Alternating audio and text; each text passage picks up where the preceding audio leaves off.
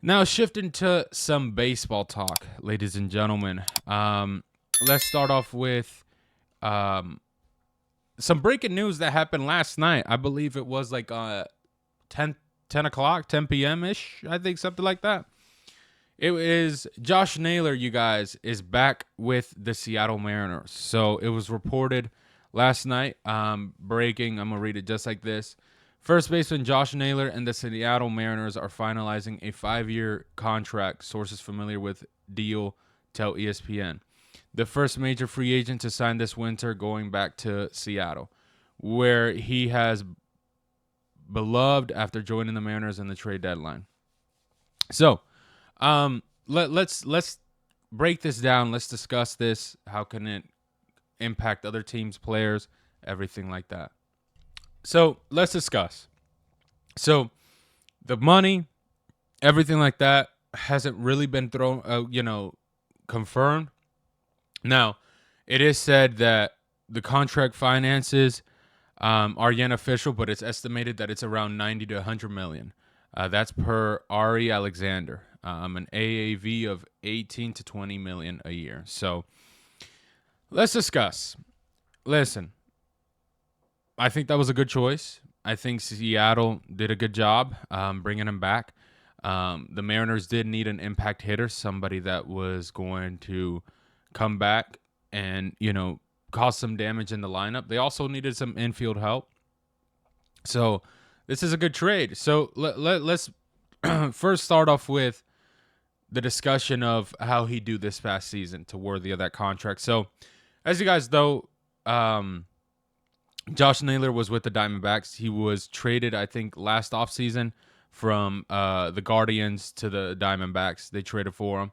And so across both teams in 2025, he had a 295 batting average with an on-base percentage of a 353, slugging of 462, had an OPS of 816 and an OPS plus of 128. He had 20 home runs, 92 RBIs, and 30 stolen bases. He had a WAR of 3.1. So let's break this down a little bit. So after he was traded from Seattle and the 54 games that he had with them, he hit a 295 batting average with 9 home runs and 33 RBIs.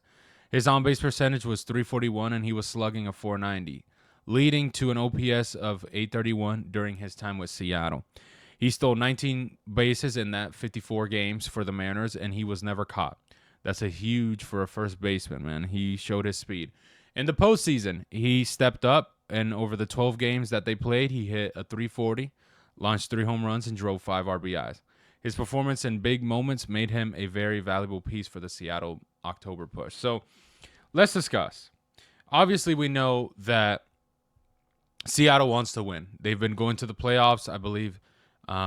They have just not been able to get the job done. They still need a couple pieces to get moving and hit well, and they could possibly make it far. So, listen, I think this was a good signing. You bring back a first baseman. You traded for him at the off deadline. You want to solidify this team, keep it the same. If it ain't broke, don't. If it ain't broke, don't try to fix it. Literally, he did a good job for you guys. 5 years, not bad. Also, you get him at an AAV of 18 to 20 million. This is just rumor, but we'll see. That's not a bad option. I think that's a good job. Now, obviously, the Mariners still have some more work to do. Like I said, they need to get more bench players, some infield help defensively. But overall, I like this. I think Josh Naylor will do a good job for them for the next 5 years. I think this contract will weigh out pretty good. He is a one-time All-Star. He's only let me see, 28 years old. So that's not a bad contract.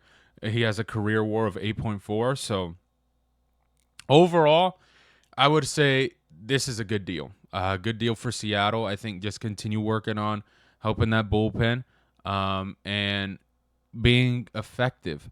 You guys have a chance. You're in the American League. Try to go out there. You got a good rotation going on. Get it effective. Go make trades. Go sign players. Go spend some cachet. Get the work done.